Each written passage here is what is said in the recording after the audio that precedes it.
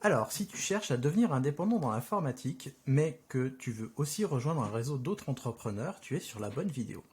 Aujourd'hui, on parle de coopératives d'entrepreneuses et d'entrepreneurs dans l'informatique. Si tu t'intéresses à l'entrepreneuriat éthique, aux coopératives, alors tu peux t'abonner à cette chaîne, mais surtout il faut activer la petite cloche parce que je sors des vidéos un peu de manière aléatoire, donc tu seras notifié comme ça. Alors, une coopérative d'activité et d'emploi, CAE de son petit nom, c'est une coopérative d'entrepreneuses et d'entrepreneurs. Et si tu ne sais pas ce que c'est qu'une CAE, ben, je te mets un lien en description ou sur la fiche YouTube en haut à droite. Aujourd'hui, je suis avec Florent Le Saoud. Je pense que ça se prononce comme ça, Florent, j'espère en tout cas, je croise les On doigts. prononce le T, Euh, mais on y est presque. le Saoud, Oui, du coup, qui est cofondateur et gérant d'Astrolab, une CAE spécialisée dans le domaine de l'informatique. Eh ben, bonjour Florent et bienvenue dans ce podcast et cette vidéo pour YouTube. bonjour Christophe, et merci de me recevoir. Je suis très heureux de pouvoir proposer notre modèle qui est encore trop peu connu. Et donc ça me fait vraiment plaisir de pouvoir échanger et avoir peut-être une chance de présenter ce qu'on fait, qu'on essaye de faire en tout cas, au mieux. Eh ben, je suis totalement d'accord avec toi, c'est pour ça que j'ai créé cette chaîne YouTube. Et justement, tu vas nous présenter ce que tu fais, mais surtout qui tu es, nous raconter un peu ton parcours professionnel et qu'est-ce qui t'a amené justement à créer une CAE, parce que ça c'est intéressant. Ouais, alors je vais essayer de la faire courte parce que ma vie ça va être long sinon. Mais en tout cas, on va essayer d'aller à l'essentiel, je vais faire de mon mieux. C'est pas un exercice que je fais tous les jours, donc vous m'accorderez le, le bénéfice du débutant. Donc voilà, donc moi pour ma petite histoire, donc moi je suis, si on va très loin, je suis issu du milieu agricole, de par ma famille. J'ai fait des études liées à l'informatique, donc à un IUT, puis un master dans un IUP. Alors c'est un modèle qui n'existe plus trop, mais qui permet d'avoir un master lié à tout ce qui était système électronique, informatique, numérique et même un peu tout ce qui est enfin CEM, etc. Enfin, pas mal de sciences. À l'issue de cette formation, j'ai travaillé dans un labo de recherche sur un projet très intéressant qui était lié aux personnes à mobilité réduite.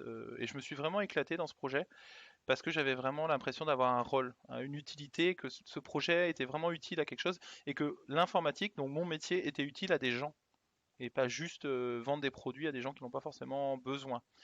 Par la suite de ça, le problème des labos de recherche, hein, et la recherche française, on pourrait passer déjà une vidéo là-dessus, mais c'est très mal, on va dire, financé, c'est très compliqué. Donc moi, j'ai dû chercher un métier plus classique dans une société de service où j'ai officié quelques années. Les clients, les projets avaient des intérêts plus ou moins variés, mais c'était quand même globalement intéressant. Par contre, le fonctionnement en société de service ne m'a pas convenu, soyons clairs.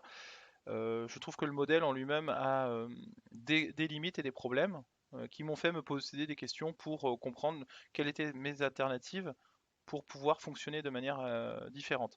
Donc j'ai décidé de me lancer en tant qu'entrepreneur ou freelance ou je sais pas quel mot on veut utiliser. Enfin, pour moi, ce sont des synonymes à mon compte et faire de la prestation de service chez mes clients. Je l'ai fait en montant ma petite SARL, j'étais tout seul et ça se passait plus ou moins bien. Donc ça, j'ai fait ça en 2011 et pendant, on va dire, une petite dizaine d'années, j'ai fait mon petit bonhomme de chemin, j'ai travaillé à l'étranger, voilà, enfin, ça se passait plus ou moins bien, mais j'étais toujours en quête de sens, de comment, comment dire, disons, travailler en commun, faire du partage, avoir je sais pas, de la collaboration. J'étais vraiment dans ce sens-là. Et de par mon parcours, à titre privé, hein, là je vais le dire, j'étais membre de plusieurs coopératives. Alors, on va dire des mots, des sigles, désolé. Hein. Je vais essayer de les définir hein, et vous m'excuserez si je ne le définis pas, vous pourrez aller chercher par vous-même. Mais donc tout ce qui est aspect ESS, donc économie sociale et solidaire. Donc ce qui regroupe les associations, les mutuelles, les coopératives, etc. Ça, c'était un domaine qui m'a toujours passionné. Et je me suis dit, bah oui, on donne du sens à l'économie, c'est-à-dire que l'économie est un outil au service de l'humain, et pas l'inverse. Ça paraît anecdotique ou ça paraît un slogan, mais moi je le vis au jour le jour et j'y crois vraiment. Et donc c'est-à-dire que même si on est dans une société classique, on peut se dire que l'objectif n'est pas uniquement la rentabilité financière, mais une rentabilité financière pour que l'entreprise vive, parce que ça, évidemment, on n'a pas, on peut pas être trop y couper, en tout cas dans notre système actuel, Par contre, une fois que la société a suffisamment d'argent pour vivre, on peut se dire, qu'est-ce qu'on fait? Où on met notre financement, etc. Et donc tout ce questionnement via l'économie sociale et solidaire m'a fait me poser plein de questions. Et donc j'étais en quête de trouver une solution de travail alternative. Et j'ai découvert en lisant un livre des économistes atterrés. Alors vous pourrez aller voir si vous connaissez pas, hein, mais ce sont on va dire des économistes non orthodoxes, pour faire simple, très très intéressants. Beaucoup officient notamment dans la revue Alternative économique. Et j'ai découvert donc les coopératives d'activité d'entrepreneurs. Alors on aime bien dire entrepreneur, hein, certains disent emploi parce que la loi de 2014 définit comme emploi, mais nous on préfère utiliser entrepreneur. Donc j'ai découvert ça dans ce livre et je me suis dit mais c'est exactement ce qu'il me faut. Je cherchais une entreprise partagée où chacun travaille à son rythme, génère le chiffre d'affaires qu'il souhaite, mais on est quand même dans une entreprise commune, on partage des choses, et ça c'est chaque coopérative qui peut le définir, et on permet de s'abstraire de tous les aspects juridiques, légaux ou autres, qui peuvent être un peu lourds à gérer, l'URSSAF, CIPAV, RSI, tout ça. Pour ceux qui ont eu leur société, ils savent de quoi je parle. Et voilà, c'est pas toujours simple. Et puis c'est pas toujours notre cœur de métier, c'est pas ça qui nous passionne hein, dans la vie. Nous, dans la vie, ce qui nous passionne, c'est peut-être notre cœur d'activité, c'est de développer des applications, faire des produits, je sais pas, peu importe, mais en tout cas, c'est pas notre cœur d'activité. Et donc, la coopérative d'activité d'entrepreneurs, justement, permet à la personne qui nous rejoint de faire se concentrer sur son métier et s'abstraire de tous ces problèmes juridiques ou légaux de base. Donc quand j'ai découvert ce modèle, je me suis dit, bah oui, c'est vraiment ça qu'il faut. Et donc j'ai regardé et des CE spécialisés dans le numérique, j'en ai pas trouvé. Et donc avec mon associé que j'ai rencontré par la suite, on s'est dit, ben montons-en une, tout simplement. Alors il existe plein de CAE et moi je connais des gens avec qui on est très amis dans d'autres CAE et c'est pas du tout un problème, on se sent pas en compétition. Mais on s'est dit, on avait de la place pour nous, ça avait du sens et on répond à un besoin, je pense. Et donc, dans ce cadre, on a démarré la démarche de monter cette structure. Et donc, l'aboutissement de cette démarche, c'était en 2019, juin 2019, pour un réel démarrage de la structure janvier 2020. Donc, 3 mois avant le Covid. Donc, excellent timing. Bon, après, dans nos métiers, on peut pas dire qu'on est le plus impacté par le Covid. Donc, ne nous plaignons pas. Il y a bien pire. Mais tout ça pour dire que l'aboutissement est encore assez récent et nous ne sommes pas encore très nombreux. Voilà, je pense que ça répond à ta question. Ça répond à ma question. Alors c'est marrant parce que toi tu cites un livre des économistes atterrés et moi ce qui m'a fait découvrir les CAE, c'est un excellent livre, je sais pas si tu l'as lu, c'est Aux entreprenants associés, la coopérative d'activité et d'emploi. Eh ben non, mais peut-être qu'on pourra mettre en lien en bas de la vidéo des liens vers nos bouquins, parce que moi j'irai peut-être le Exactement. lire. Ouais, ouais, bah, et il est excellent ce livre. Et ben le mien aussi, Bon, ben, on s'échangera les liens et moi je les mettrai de toute avec façon en plaisir, parce descriptif que de la vidéo. je pense que ça fera de la lecture. Alors, je pense qu'on peut creuser le sujet hein, longuement. Je vais essayer de modérer mon temps de parole. Ouais. Du coup, tu as un peu spoilé ma deuxième question, mais moi, je fais partie d'Oxalis. Oxalis, c'est une coopérative d'activité plutôt généraliste. On est une quinzaine ou moins d'une vingtaine dans le numérique. Et bon, tu as à partie répondu pourquoi est-ce que vous avez créé une activité, une CAE plutôt sectorielle spécialisée dans le numérique, mais du coup, t'as pas vraiment répondu pourquoi finalement t'as pas voulu rejoindre une CAE existante. Alors du coup, je vais étendre ma question. Pourquoi ne pas commencer dans une CAE existante le temps d'avoir une masse critique pour monter ta CAE? Ok. En plus, cette discussion, on l'a eue parce que j'avais été contacté par quelqu'un de chez Oxalis, donc ça tombe bien. Et ça s'est très bien passé d'ailleurs, hein, il n'y a pas eu de souci. Nous, on a mené notre démarche, on s'est dit, je pense qu'il y a de la place pour tout le monde. Le modèle des CAE est très peu connu et je trouve, et c'est vraiment ma conception et je suis très honnête là-dessus, que chaque CAE a ses spécificités. Et demain, peut-être quelqu'un se retrouvera mieux chez Oxalis ou chez nous, chez Astrolab CAE, pour diverses raisons, pour la gouvernance, pour je sais pas quoi. Et donc je pense qu'on a tous notre place et pour apporter des valeurs et un fonctionnement différent. Et je trouve que les entrepreneurs, faut pas qu'ils hésitent à aller rencontrer les gens et voir et trouver la CE qui leur correspond le mieux. Et vraiment, parce que nous, on pourrait nous dire, bah, par exemple, oui, c'est riche de rencontrer des boulangers et des informaticiens. Et oui, et c'est vrai. C'est factuellement vrai et je trouve ça très riche. Donc pourquoi pas? Nous, on a fait le choix de faire cette création parce qu'on trouvait que ça répondait à des besoins spécifiques, honnêtement. Donc, et bien sûr, au niveau assurantiel, parce qu'on a des assurances RC Pro informatiques. Bon, ça, c'est le plus simple à régler, hein, on peut trouver des solutions. On avait aussi des principes d'affichage parce qu'on peut dire Astrolab, la marque Astrolab, c'est-à-dire la CAE en elle-même est une marque connue et reconnue par les gens du secteur comme étant un fournisseur de services ou de produits et donc on peut mutualiser sur la marque en elle-même et donc faire bénéficier nos entrepreneurs de la marque. Donc chaque entrepreneur quelque part qui utilise la marque Astrolab est un ambassadeur pour ses collègues. Et ça c'est ultra riche quoi, parce qu'on mutualise en fait l'effort de commercial. Et souvent nos entrepreneurs c'est un peu là où ils pêchent, surtout quand ils viennent du monde du salariat, c'est se faire connaître. Et c'est normal parce que c'est compliqué, c'est pas naturel pour quelqu'un qui est développeur d'aller appeler les clients, démarcher les gens. Et puis c'est pas toujours passionnant, ça dépend le profil qu'on a et ce qu'on veut faire. Donc nous on s'est dit que mutualiser sur la marque ça avait aussi du sens. Après j'esquive Ouais, un peu ta question de pourquoi ne pas avoir rejoint une CAE, mais un j'ai petit pas peu, ouais. tellement plus de réponses parce qu'au final on avait envie de le faire et on l'a fait. Et c'est une Ah, réponse d'accord. assez simple. Bah, écoute, ouais, moi, c'est vrai que je trouve ça enrichissant d'avoir des collègues qui sont pas que des informaticiens ou informaticiennes, et c'est quand même pas mal.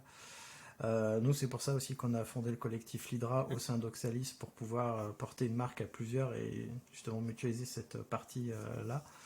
Mais bon, on va parler d'Astrolab aujourd'hui, pas d'Oxalis. Et du coup, tu disais que vous étiez pas très nombreux, mais finalement, vous êtes combien dans Astrolab et est-ce que vous êtes tous au même endroit ou est-ce que, pareil, vous êtes un peu partout en France? Alors oui, donc depuis on va dire aujourd'hui, nous sommes 19.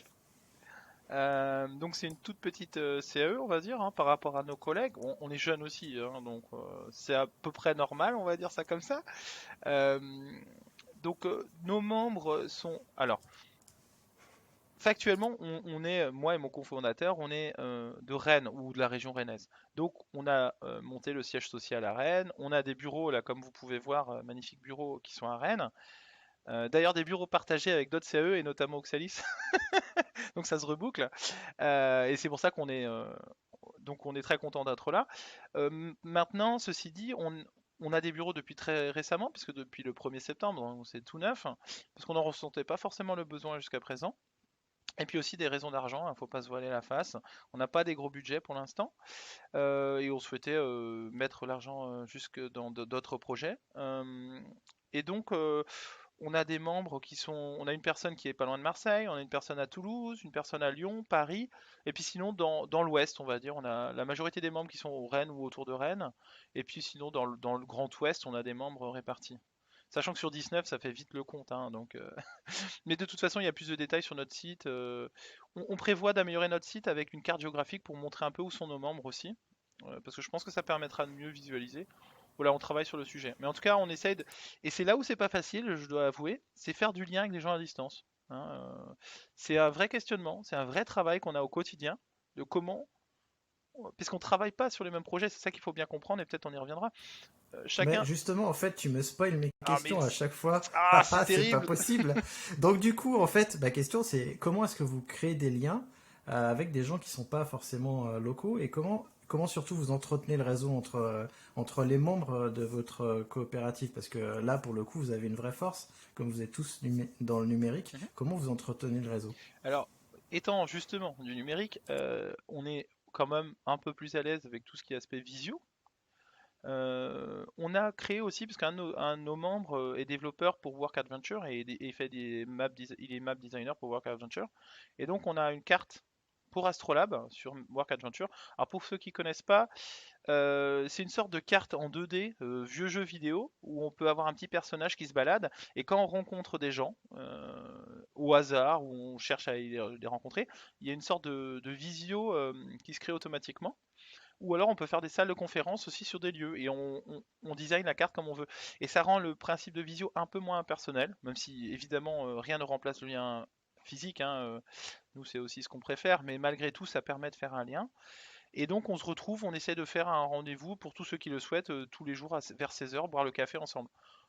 Vient qui veut, il n'y a pas d'obligation, enfin voilà, donc ça c'est une partie de la réponse. Et puis aussi, très pragmatiquement, bah, on essaie de faire du business entre les gens, c'est-à-dire faire des projets en commun. Et ça, c'est une façon de créer du lien fort. Parce qu'on est obligé de travailler ensemble et du coup, on est obligé de s'entendre, on est obligé de se parler souvent. Et donc ça, on promeut beaucoup. Et d'ailleurs, pour le promouvoir au sein de la CAE, puisque la méthode de financement de la CAE, c'est ce qu'on appelle la contribution coopérative. Donc c'est un pourcentage des factures qui sont émises par nos coopérateurs. Sur la coopération interne, c'est-à-dire quand les membres travaillent ensemble, on n'en met pas. Justement pour dire, ben voilà, le pourcentage de contribution coopérative, on l'enlève quand vous travaillez ensemble sur des projets communs, pour favoriser justement cette coopération interne. Et donc c'est aussi ça qui fait qu'on promeut ça. Et moi, au quotidien, en fait, quand je reçois par mon réseau ou quoi des offres, il m'est arrivé de répondre à une offre et que je savais pertinemment que je pourrais pas y travailler. Je coordonne le projet et je monte un collectif avec 4 personnes et on travaille comme ça. Parce qu'on n'a pas tous le temps ou le timing n'est pas bon, enfin voilà. Donc on travaille aussi un peu à l'opportunité sur des projets en commun. Et justement, comme vous ne prenez pas de contribution coopérative sur les coopérations, c'est pas trop dur parce que déjà vous n'êtes pas nombreux. En termes de masse critique ou de gestion, est-ce que votre taille vous limite pas trop justement? Alors, c'est une Alors excellente question. j'imagine que vous avez pas autant de services qu'à Oxalis, mais l'idée est là à 19 finalement c'est peu. Est-ce que vous êtes encore en phase de démarrage et donc c'est compliqué Alors, ou est-ce que vous avez trouvé des solutions? Alors là, on est un peu à temps charnière, c'est intéressant parce que c'est un questionnement qu'on va travailler avec nos coopérateurs et justement, on a prévu de se voir le 5 novembre pour aborder le sujet du financement, etc. Aujourd'hui, pour être totalement transparent, nous n'avons jamais demandé des subventions. Donc on vit sur la contribution de nos membres et donc on a fait une solution qui est pas pérenne, mais qui à court terme était simple. C'est que moi et mon co-gérant, mon cofondateur, on ne se rémunère pas pour la structure. Là, on atteint les limites du système parce qu'on commence à être quand même nombreux, ça nous demande du travail parce qu'on a des fonctions support, notes de frais, factures, enfin tout ce qu'on veut. Bon, même si on est appuyé par un cabinet comptable où on délègue pas mal de tâches, malgré tout, ça nous demande du boulot. Et donc, on est en train de monter un groupe de travail pour décider comment et à combien et qui fait quoi au niveau des fonctions support et de la gérance et combien on se rémunère. Et donc ça, c'est l'objet dans 10 jours, on a une réunion justement avec nos coopérateurs pour parler de ça. On considère, moi j'avais depuis longtemps, et je crois que je m'étais pas trop trompé, on considère que notre rentabilité économique, on l'a à peu près à 19. Moi j'avais estimé vraiment à la louche, hein, honnêtement, autour de 20, où on pourrait commencer à se rémunérer, et je pense que je m'étais pas trop trompé. Alors si 19, c'est 22, peu importe, mais en tout cas, on considère qu'avec des gens qui commencent à générer du chiffre d'affaires, notre autosuffisance financière sera atteint vers 20 personnes. Oui, je pense qu'en plus, votre, comment dire, votre chiffre d'affaires par entrepreneur et entrepreneuse doit être plus élevé que chez nous, puisque comme c'est de l'informatique, à mon avis, les chiffres d'affaires doivent être un peu plus hauts en moyenne. C'est variable parce qu'on a des gens qui sont. Alors, on a des gens qui viennent en étant plus éloignés de leur projet, qui sont encore en cours de recherche, ou alors qui montent un produit ou un service complet et qui font pas juste de l'assistance technique chez les clients. Et auquel cas, ces gens-là mettent plus de temps à monter leur projet, et c'est normal, et on est là pour ça. Et dans ces cas-là, bah, évidemment, ils génèrent moins de chiffre d'affaires, mais on leur souhaite de générer un gros chiffre d'affaires bientôt par leurs produits et services qu'ils développent. Et donc, à terme, on suppose qu'ils vont être autonomes. Il y a les deux. Mais c'est vrai qu'en moyenne, je pense qu'on est un peu plus à l'aise là-dessus qu'une CE généraliste. Je pense qu'il faut être honnête là-dessus, ouais. Ouais, je pense aussi. En tout cas, on voit, nous, que les métiers de l'informatique chez Oxalis sont un peu au-dessus de la moyenne quand même. Je pense aussi. Je suis d'accord. Et je me posais la question, finalement, est-ce que vous faites les assemblées générales? Est-ce que vos assemblées générales, elles sont de base à distance, avec des lieux, ou est-ce que vous les faites quand même euh, locales et tout le monde se déplace pour venir vous voir? Alors, je vais faire une réponse qui est une demi-réponse, c'est-à-dire qu'on fait en mode hybride, on va appeler ça. Euh, j'ai dit tout à l'heure quand je parlais de visio, moi je pense que rien ne remplace le lien physique avec les gens pour créer au moins initialement un lien fort. Après, quand on se connaît, on peut travailler en visio efficacement à distance. Mais quand ce lien physique n'existe pas à la base, c'est très compliqué. Et je l'ai expérimenté, donc Hmm. enfin, moi en tout cas, c'est mon point de vue. Ça n'engage que moi, mais je pense pas avoir complètement tort. Et donc, ce qu'on fait pour éviter ce problème-là, c'est que déjà, bah, dans nos bureaux, on essaie d'y parer. Et donc, pour l'AG, pour répondre, on a fait l'année dernière, c'était notre premier AG, hein, donc on a expérimenté. Donc, on l'a fait physiquement dans le lieu, l'habitation de mon associé qui avait de la place, et on a invité tout le monde à venir. Un de nos coopérateurs de Montpellier a fait le déplacement, et on en était vraiment très contents. Donc la majorité sont venus, soyons clairs. Et puis les gens qui pouvaient pas venir, j'avais proposé de mettre une visio à défaut. Alors ça remplacera pas clairement, mais c'est mieux que rien. Une visio dispo aussi sur demande. Par contre, je l'ouvre pas tout le temps, mais je la rends dispo quand les gens me le demandent. Et donc j'ai eu quelques personnes qui ont suivi à distance par bribes parce que c'est très long une journée entière en visio. Enfin c'est beaucoup trop long quoi. Soyons clairs. Mais les moments importants, bilan, on connaît tous hein, les AG, bilan moral et financier, c'est les deux parties un peu clés. Présentation des résultats, donc nous on avait invité notre cabinet comptable pour présenter par le comptable, et donc il y a eu des questions-réponses, etc. C'était super riche, et donc ce moment de visio, au moins sur le matin, a été indispensable. Et donc voilà, on a trouvé ce mode hybride, on favorise le physique, mais à défaut, on se prive pas de la visio, on va dire. Ah bah ça c'est cool alors. Euh, et justement, s'il y a un indépendant, il se pose la question de venir chez vous. Tu as en partie répondu à cette question, mais j'aimerais bien que tu Ouais. creuses le truc. C'est quel avantage finalement Astrolabe pourrait apporter à un consultant indépendant par rapport soit à une autre CAE, soit par rapport à être seul.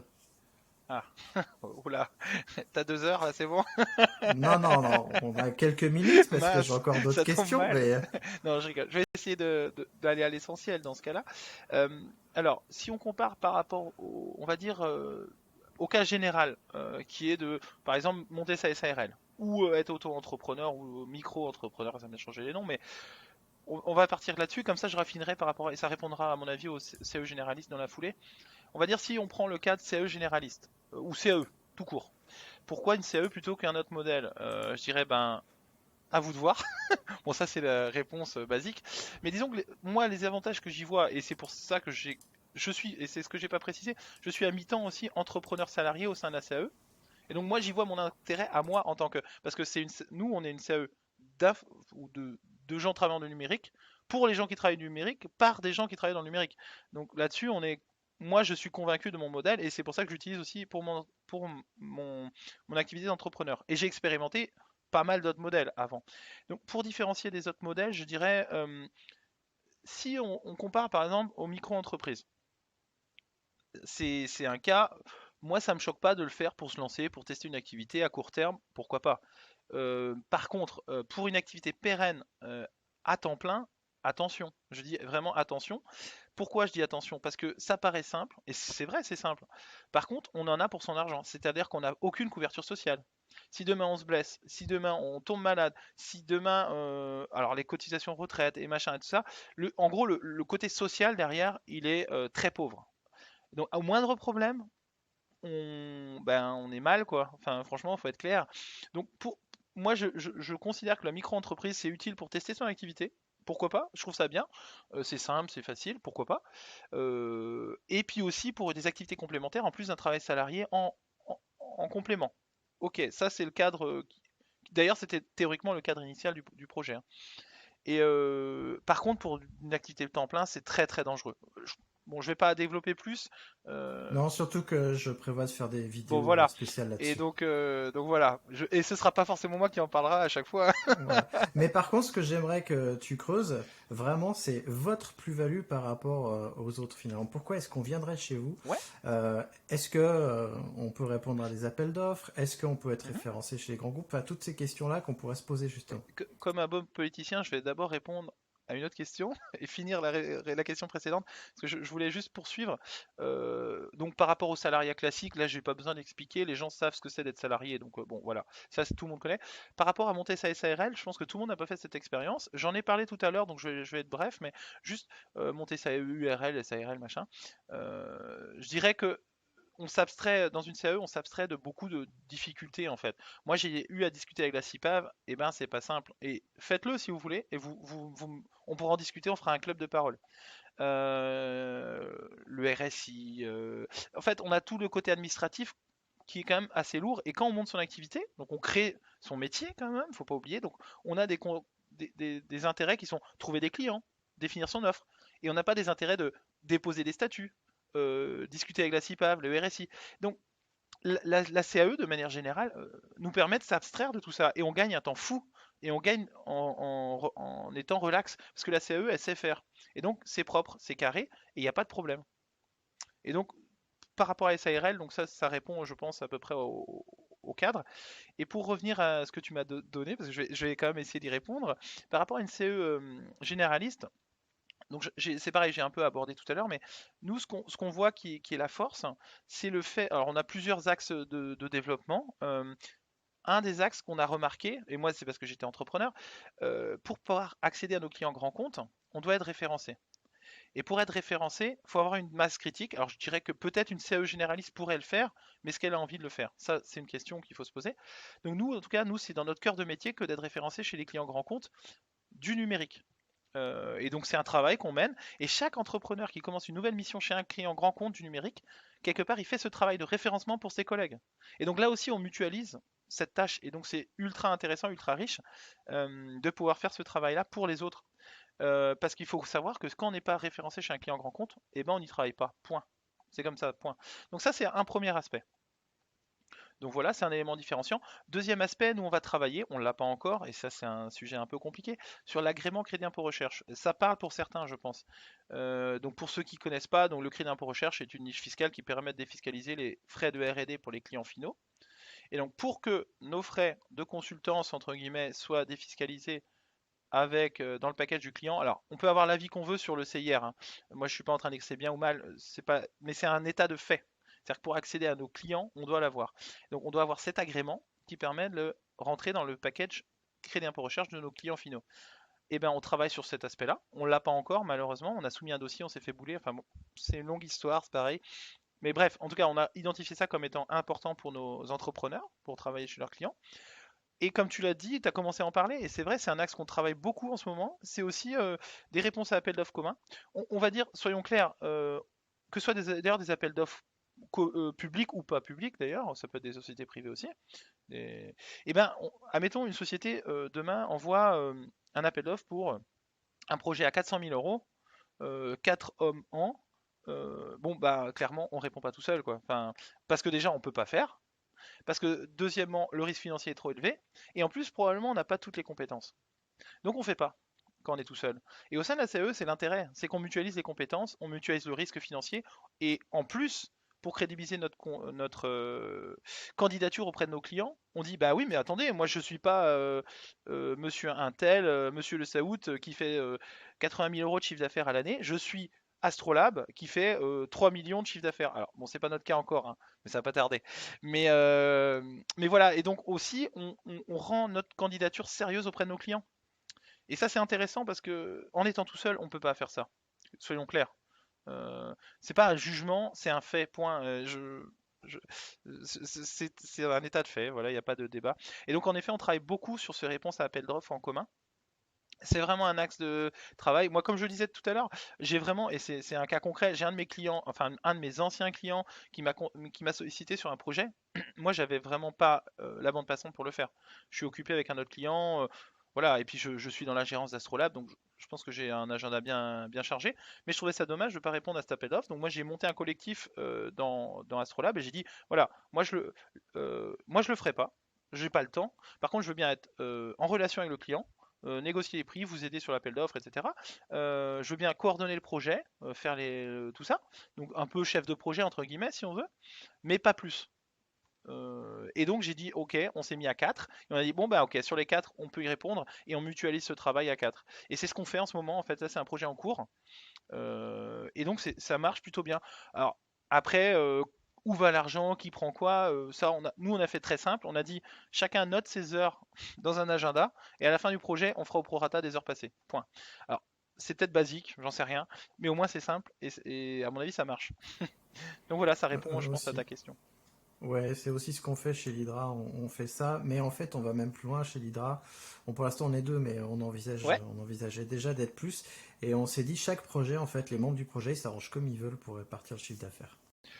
Et alors après, à chaque projet, ils font ça. moi, quand j'ai dit ça, c'est parce que c'est moi qui gérais le projet et qu'on s'est mis d'accord avec le groupe, Hmm. mais je n'ai pas de recommandation sur les autres projets que feraient les autres, hein. On est d'accord. D'accord, ok. Je suis tout à Hmm. fait d'accord avec toi, et si ça arrange autrement, ce que je veux pas, par contre, et c'est là où je serais un peu casse-pied, c'est qu'il y ait des disputes à la fin de savoir où va l'argent. Donc, je vais requérir que les gens se mettent bien d'accord. Ici, Avant. tu vois, Ouais, c'est ça. c'est juste ça, parce que moi, vraiment, là où, en tant que, et là, je prends ma casquette Astrolabe, je veux que les gens s'entendent bien, que ça se passe bien, et qu'il n'y ait pas d'histoire, et surtout des histoires d'argent. Et donc, C'est je vrai. serai casse-pied sur juste cet aspect-là. Peu importe comment ils se Non, non, règlent. mais c'est super important de s'entendre Ben avant le voilà, démarrage quand on fait une coopération, parce que sinon, ça marche pas. Donc ça, c'est je certain. l'ai expérimenté, je parle en connaissance de cause. Ouais. J'abonde dans ton sens sur le côté quand on va voir des clients qu'on est une CAE, qu'on n'est pas un petit indépendant. Moi, quand je présente l'Hydra et Oxali, je dis bon bonjour, on est une entreprise qui fait 10 millions de chiffres d'affaires à l'année, on est 200. Ben voilà. Voilà. Et puis les clients sont rassurés et puis ça en calme certains aussi. Oui, Certains qui pourraient croire qu'ils pourraient faire pression sur le petit indépendant. Non, non. Nous, on a un service juridique, etc. Enfin bon. tout à fait. Et puis, Oui, oui, donc ça aide. Ça aide et on n'est pas tout seul. On se sent rassuré pour le coup, ça c'est bien. je suis d'accord. Alors, ben, justement, j'ai une question qui parle de sous. Parce que moi, à Mince. chaque fois que je parle du modèle CAE, les gens me demandent toujours, ouais, mais combien ça coûte? Combien ça coûte d'être dans ta Mhm. super truc? Ouais. Est-ce que tu peux nous parler un peu du mode de calcul de la contribution coopérative, ce qu'elle comprend? Mhm. Tu nous as déjà répondu en grande Mhm. partie parce que chaque coopérative d'entrepreneurs en fait a sa propre règle de calcul en fait. Ah, alors là, c'est un art des CAE de créer chacun son mode de calcul et c'est des prises de tête sans fin, soyons clairs. Donc nous, on a essayé de faire simple. Essayé, je dis bien parce qu'on n'a pas forcément réussi et parce qu'il y a, de toute façon, il n'y a pas un modèle, honnêtement. Et j'ai pas de jugement par rapport aux autres modèles. Ce qu'on essaye par contre de faire, donc on est parti. Puisqu'on ne savait pas trop les coûts, c'était pas facile d'estimer les choses. On est parti d'un modèle de calcul qu'on a trouvé pertinent dans une autre CAE. Et pour l'instant, on fonctionne comme ça. Pourquoi je dis ça? Parce que je considère pas forcément que c'est le modèle le plus pertinent à long terme, et ça j'insiste, mais vraiment, ça fait partie de la gouvernance de la société. Et donc les sociétaires, puisqu'on est en scope, et donc une personne, une voix, vont discuter de ce sujet. Alors je sais à quel point ça peut être dangereux d'en parler en AG, mais par contre des groupes de travail qui décident, plein d'autres CAE l'ont fait, et quand on fait ça bien, même si ça prend un an pour le faire, et ben on arrive avec quelque chose de sympa. Nous, on est parti sur un modèle simple, donc on prend 11% de la facture jusqu'à 40 000 euros, puis de 40 à 80 000, 10%, et 9% au-delà de 80 000 euros. Alors, c'est, comme je dis, c'est pas sorti du chapeau, c'est sorti d'une autre CAE qui faisait comme ça. Ça nous a semblé simple, parce qu'on faisait surtout du service, et que donc, pour nous, on va dire que le chiffre d'affaires égale au résultat d'exploitation. Puisqu'on n'a pas des coûts de structure, on n'a pas de matériel, on s'est très vite rendu compte que ça ne marchait pas parce qu'on a un membre qui nous a rejoint qui fait de l'achat-revente de matériel. Et donc, on a dû trouver une alternative. Et donc, on exempte ces achats-reventes du calcul. Donc, en fait, quelque part, on fait quasiment du calcul sur résultat d'exploitation. Il y a un autre cas d'exemption. Je l'ai dit tout à l'heure, c'est la contribution coopérative n'est pas prise dans la refacturation interne, de la coopération interne. Et puis un dernier cas, c'est quand on fait des notes de frais clients. C'est-à-dire que quand notre client nous dit, bah tiens, tu vas aller en Espagne, voir ton client ou faire des tests ou je sais pas, enfin la raison d'ailleurs, enfin peu importe, eh ben on trouve que l'entrepreneur n'y gagne rien. Lui c'est du coût pur. Et donc on considère qu'il n'y a pas à prendre de la contribution coopérative sur des notes de frais refacturées clients par exemple. Et donc ça on exempte aussi. Donc finalement on commence à complexifier et on sait que c'est un art et les CAE qui sont plus grosses ont un art mais absolu de faire des règles de calcul complexes, mais c'est pour des bonnes raisons. Mais c'est juste que la lisibilité quand on rentre dans la CAE c'est très compliqué, mais c'est pas juste pour embêter les gens, c'est parce que ça a du sens. Mais c'est juste que oui, c'est compliqué et il faut l'admettre. Et donc nous on Ouais. complexifie au fur et à mesure des années. Je suis parfaitement d'accord. Je suis parfaitement d'accord. D'ailleurs, pour le coup, on a eu un groupe de travail chez Oxalis pour revoir notre contribution coopérative. Donc j'en ai fait partie D'accord. du dernier. Ça a duré en effet un an. Il y a eu plein de réunions. On a présenté des propositions à une assemblée générale extraordinaire qui nous a dit, on a sondé les gens, ils nous ont dit ouais ça oui, ça non, ça, etc. On est reparti avec tout ça et on a pondu une proposition générale euh, en tenant compte des retours et puis après ça a été voté dans une autre assemblée générale. Et en effet, j'allais te dire, prendre la contribution sur le chiffre d'affaires, c'est pas super. Surtout, nous, chez l'Hydra, parfois, on fait de la sous-traitance. Mm. Donc, ça peut aller très, très vite, en Oui, fait, la sous-traitance. Du coup, le résultat d'exploitation, c'est quand même pas mal. je suis d'accord. Et c'est bien pour ça que c'est pour ça que je vous traînais à dire en préambule. on va le retravailler avec les coopérateurs. Et aujourd'hui, selon Claire, quand on a monté la société, on est parti au simple. Et, et c'est là aussi la force du modèle. Et je tiens à le dire parce que je veux vraiment que ce soit clair. Aujourd'hui, on a pris des décisions, moi et le cofondateur, un peu arbitraires. Mais pourquoi? Parce qu'il fallait bien qu'on lance la société. Mais tout peut être remis en cause. Et il n'y a pas de problème. Moi, j'ai pas l'impression d'avoir raison. Par contre, j'ai l'impression que si quelqu'un veut changer les choses, ça doit être argumenté, tout simplement. Et donc, ces groupes de travail sont là justement pour discuter en commun. Ça doit être du commun et ça doit être au bénéfice de la majorité. C'est vraiment ça qui va être, moi, mon fil directeur. Et si ça doit être changé, je suis pas attaché à ce qu'on a fait. Peu importe. Mais il faut que ce soit pertinent pour le groupe. Et je serais vraiment avec ma casquette astrolabe en disant c'est pertinent pour le groupe ou pas. Point. Et le reste, j'ai pas trop à décider. Et j'aurais un deuxième point, c'est de s'assurer que la contribution coopérative permet de couvrir les coûts de la structure. Ça aussi, je serais pertinent là-dessus. Ouais, c'est super important. Et puis, ça fait écho à mon travail, puisque moi, je fais du conseil en transition DevOps ou du mentorat. Donc, l'amélioration continue, ça fait Ouais, partie de nos philosophies. Donc, c'est vrai que faut pas oublier que les coopératives, elles évoluent. Et qu'en plus, on peut les faire évoluer parce qu'on possède la société finalement. On est associé. Et c'est même encore plus facile pour vous que pour nous, parce que vous êtes que 19. Nous, pour on est l'instant, plus de 200, plus de 200 associés. C'est un peu je suis plus, d'accord. c'est un peu plus long, mais Tout à fait. bon. Mais et pour répondre du coup à la deuxième partie de ta question qui était qu'est-ce que ça finance, donc la contribution coopérative, je n'ai pas oublié. C'est vrai que j'ai commencé à y répondre, mais je vais le redire. Donc globalement, ça finance les fonctions support. Donc là, on en a parlé un peu. Donc tout ce qui est fiche de rémunération, compta, juridique, écrire les statuts, faire les mises à jour de ci, les déclarations de ça. Pour ceux à qui ça parle, tout ce qui est DSN, machin. On a aussi on fait le lien avec les entrepreneurs. On a un accompagnement individualisé régulier. Alors on essaye de le faire tous les mois. Bon, c'est semi-vrai, mais on essaye quand même. Et puis c'est aussi surtout aux besoins de la personne. Je veux dire, si quelqu'un ça roule et que ça lui suffit une fois tous les 2 mois ou que c'est 15 minutes par mois, nous, à la limite, le but c'est que la personne soit accompagnée, pas lâchée dans la nature. Et c'est aussi ça un élément différenciant des autres statuts, c'est qu'on n'est pas seul. On a un référent au sein de la structure qui nous accompagne, qui nous guide, et surtout, peut-être il n'a pas toutes les réponses, hein, parce qu'on est, enfin moi en tout cas, je pense que j'ai pas toutes les réponses, ou toutes les meilleures. Mais par contre, je connais les gens qui peut-être auraient des bonnes réponses. Et ça, c'est mon boulot, ça. C'est de connaître les gens de qui fait quoi et qui sait quoi. Et de dire, tiens, va discuter avec une telle, parce que elle est très bonne en numérique responsable et qu'elle va t'accompagner ou elle répondra à l'appel d'offres avec toi parce que c'est un besoin complémentaire de ton client que tu n'as peut-être même pas identifié. Et donc ça, c'est mon taf. Et c'est ça que j'aime en fait, c'est mettre les gens en lien et qui travaillent ensemble. Et donc Mais ça c'est couvert par la contrib notamment. ouais, c'est un taf presque à temps plein. Nous, chez nous, c'est carrément des personnes à part qui font ça, des accompagnateurs et Ouais, accompagnatrices, mais forcément, on est plus nombreux que chez vous. Du coup, ça, c'est bien. C'est un des trucs que j'ai apprécié moi en arrivant en CAE, c'est que déjà, ben, j'avais pas à m'occuper de toute la partie comptable. Ça, c'est la société qui s'en occupait. Elle fait plutôt bien les choses.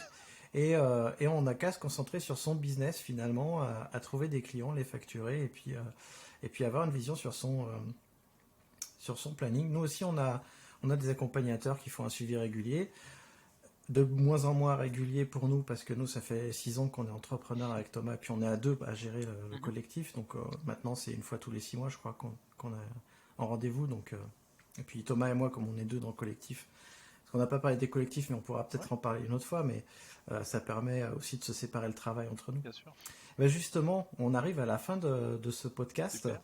Ça fait déjà plus de 30 minutes qu'on parle, même Oh, plus. Et donc j'ai une dernière question pour toi. Est-ce que tu as un livre, un article ou une conférence à conseiller à nos auditeurs? un livre. Ben, ça fait écho peut-être à ce que j'ai dit tout à l'heure. Bon, déjà le livre qui m'a fait découvrir les CAE, ça je trouve ça intéressant. Et alors, c'est peut-être que je vais peut-être botter en touche, mais tant pis. C'est tout le travail sur les communs, et notamment les communs numériques. Moi j'ai un principe, alors, c'est un grand mot philosophique, mais en tout cas c'est une inspiration, c'est les communs. Et beaucoup de gens ont une vision floue de ce concept. Et moi, j'invite les gens à travailler ce sujet. Parce que nous, en CAE et surtout Astrolab, parce que ce que j'ai pas dit, c'est qu'on est une CAE du numérique, mais du numérique libre de préférence. Et on promeut le libre en interne et en externe chez nos clients. On fait du pas libre, hein, je veux pas, je veux pas mentir, mais en tout cas, c'est une valeur forte et on pousse à ça. Et donc, à ce titre, justement, on rentre dans les communs à deux titres, justement, parce que pour moi, une coopérative, c'est des communs. C'est-à-dire que c'est une entreprise partagée, gouvernée par les membres, et donc c'est totalement les communs. Et le libre, les logiciels libres ou les communs numériques, que sont Wikipédia ou d'autres, sont totalement dans nos valeurs. Donc on est à deux titres dans les communs. Et donc j'invite les gens à se creuser sur les sujets des communs. Il y a plein de podcasts éventuellement, il y a plein de bouquins, il y a tout. Il y a tout, il y a l'histoire qui est passionnante, des terrains communaux, de pourquoi ça vient au Moyen Âge, etc. Et on est un peu légataire de cet esprit-là. Même dans un cadre très différent, hein, évidemment. On n'est plus au Moyen Âge et heureusement, hein, je regrette pas ce temps-là. Voilà. Non, non, mais c'est vrai on a hérité pas mal de choses, y compris de la commune. Ouais, Je mettrai quelques liens en tout à fait. description et d'ailleurs sur ma chaîne YouTube principale, parce que si tu ne le sais pas, c'est ma chaîne YouTube secondaire ici. Sur ma chaîne YouTube principale où je parle de DevOps, je parle régulièrement de logiciels libres et je pense que je t'inviterai pour une deuxième Mhm. émission. On parlera de logiciels libres et des communs parce que c'est quelque chose qui m'intéresse aussi. Ça, tu le sais. Ouais, on est, Tu croises Thomas ouais, on régulièrement, est d'accord. tu sais à quel point on aime ça. Voilà. Juste, et c'est vrai que sur la commune, en plus c'était l'anniversaire de la commune cette année, et il y a des choses à travailler. Alors, on peut en penser ce qu'on veut, mais en tout cas c'est trop oublié, c'est trop peu enseigné, et c'est une expérience très intéressante, vraiment. C'était une sorte d'utopie qu'ils ont réussi à réaliser en vrai, alors qui a marché pas très longtemps, pour plein de raisons, mais en tout cas, je suis d'accord avec toi et je mettrai un gros plus sur la commune de Paris notamment, où j'invite les gens à faire des recherches. Et à la limite, ça pourrait être mon bouquin, parce que, bah tiens, voilà, allez, tu m'as donné la transition. Alors, je trouverai pas le nom, mais il y a une BD illustrée de deux historiens sur la commune de Paris que j'inviterai les gens à aller feuilleter et je mettrai le lien parce que à ce moment-là, j'aurai trouvé le nom. Ça marche, merci beaucoup. Moi, je vais mettre une pièce dans la machine. Il y a un film documentaire expérimentation excellente. Donc c'est un film, alors je vous préviens, c'est un film qui dure 4 heures, hein, tout en noir et blanc, sur la commune de Paris. En gros, le réalisateur, il a pris des acteurs partout, il leur a donné des rôles. Et c'est un film qui a été tourné en plan séquence pendant 4 heures. Et chacun avait leur rôle et c'était de l'improvisation totale sur la commune de Paris. C'était une sorte de euh, reconstitution de la commune. On est vraiment au cœur de la commune. J'ai vu ce film au cinéma, il est exceptionnel. Si j'arrive à trouver un lien, je vous mettrai le lien. Mais oui, renseignez-vous sur la commune, c'est vrai qu'on n'en parle pas assez souvent. Eh bien écoute, Florent, je te remercie. Merci beaucoup. Et je te dis à très bientôt, du coup, on va se Ah revoir. bah oui, degré ou de force, hein. De grève de force, tout à fait. Alors, en tout cas, quand je passerai à Rennes, Voilà, et avec plaisir. probablement l'année prochaine, je passerai vous voir. Oui, et puis bah, si les gens ont envie de nous rencontrer, voilà, il y a les contacts, un petit coup de fil, on peut se rencontrer aussi à nos bureaux. Ça engage à rien, hein. Vraiment, nous on a envie de faire connaître le modèle, venez discuter, on est ouvert à ça, et après bah, vous viendrez si vous avez envie. Ouais, je mets tous les liens en description Super, de votre je te remercie. coopérative et autres. Allez, bah, à bientôt pour Merci, une prochaine à vidéo. bientôt, au revoir.